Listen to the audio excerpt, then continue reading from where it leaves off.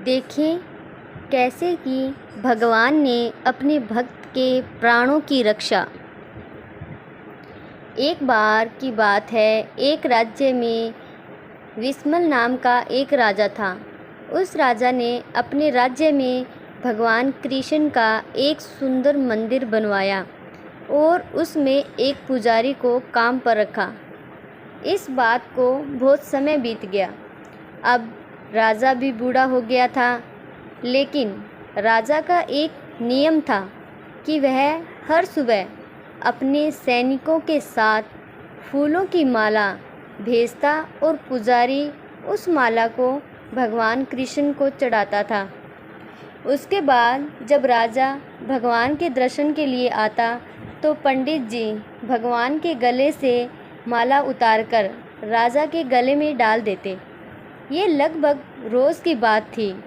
पुजारी बूढ़ा हो रहा था और राजा भी बूढ़ा हो गया था।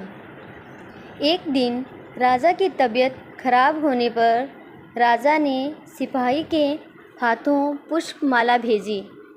सिपाहियों से कहा कि पंडित जी को कह देना कि आज हमारी तबीयत ठीक नहीं है, आज हमारा इंतज़ार ना करें क्योंकि हम आज नहीं आ पाएंगे। फिर सिपाही ने जाकर पुजारी को पुष्प की माला दी और पंडित जी को सारी बात कह दी। पंडित जी ने श्री कृष्ण को पुष्पमाला अर्पित की तो पंडित जी ने सोचा कि इतने वर्ष हो गए, भगवान का ये हार हमेशा राजाओं ने पहना है, लेकिन मैंने खुद आज तक इसे कभी नहीं पहना। तो आज इतने वर्षों के बाद मुझे भगवान के इस हार को धारण करने का अवसर मिला है। ये निश्चित रूप से भगवान की इच्छा है। इसीलिए ये परंपरा थी कि भगवान के उस हार को कैसे छोड़ दें। इसलिए इस बार पंडित जी ने वह हार अपने गले में डाल दिया। तभी सिपाही दौड़ता हुआ आया और बोला कि महाराज साहब मंदिर आ रहे हैं, क्योंकि वहाँ महाराज की तबीयत ठीक नहीं है, आप सारी तैयारी करके रखें। इतने सालों से चली आ रही परंपरा को राजा तोड़ना नहीं चाहता था, इसलिए वह मंदिर आने लगा। पंडित जी ने तुरंत गले से हार उतारकर भगवान को अर्पण कर दिया। पंडित जी ने क्या भूल की समझ नहीं आया। पंडित जी ने सोचा कि यदि राजा को पता चल गया तो वह उसे दंड देंगे।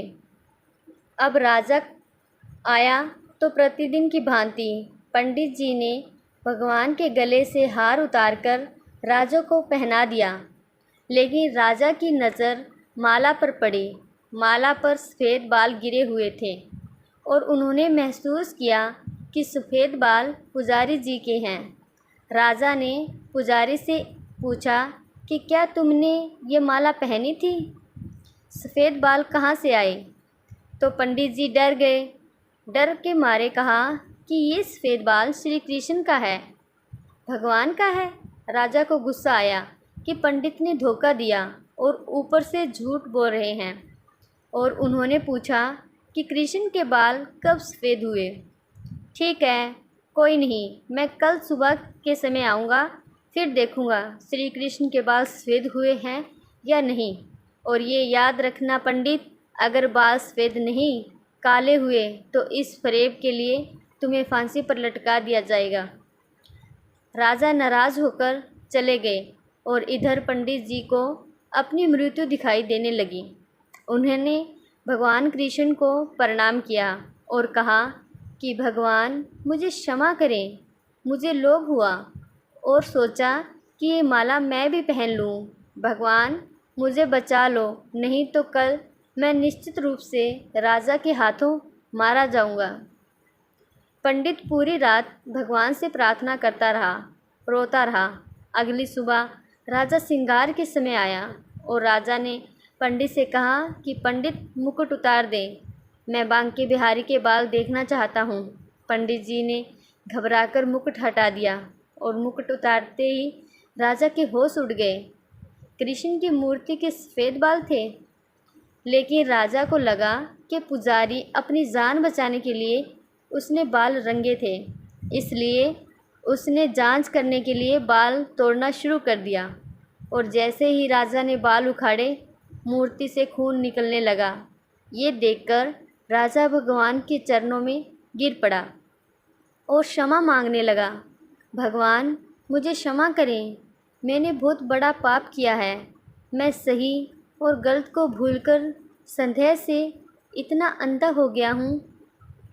तभी मूर्ति से आवाज़ आई, राजा, आप मुझे केवल मूर्ति ही समझते हैं, इसीलिए आज तक मैं केवल आपके लिए मूर्ति हूँ।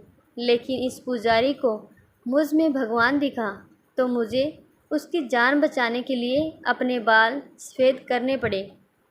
उसके बाद राजा को अपनी गलती का पछतावा हुआ, लेकिन अब कुछ नहीं किया जा सकता था। इसीलिए कहा जाता है कि पत्थर में भी खुदा होता है। यदि आप ऐसा नहीं मानते हैं तो भले ही भगवान आपके सामने प्रकट हो जाएं, आप उनसे उनकी सच्चाई के बारे में ही पूछेंगे। यदि आप वास्तव में भगवान को देखना चाहते हैं तो आपको केवल महसूस करना है। परमेश्वर पर बिना शर्त विश्वास रखें और बिना किसी रुकावट के अपना काम करते रहें। सर्वशक्तिमान आपको निश्चित रूप से अपना फल देंगे। धन्यवाद। आशा करती हूँ आपको ये कहानी अच्छी लगी होगी। ऐसी ही कहानियाँ सुनने के लिए इस चैनल को लाइक, शेयर और सब्सक्राइब ज़रूर करें। साथ ही आप कैसी कहानी सुनना पसंद करते हैं हमें कमेंट करके ज़रूर बताएं। धन्यवाद।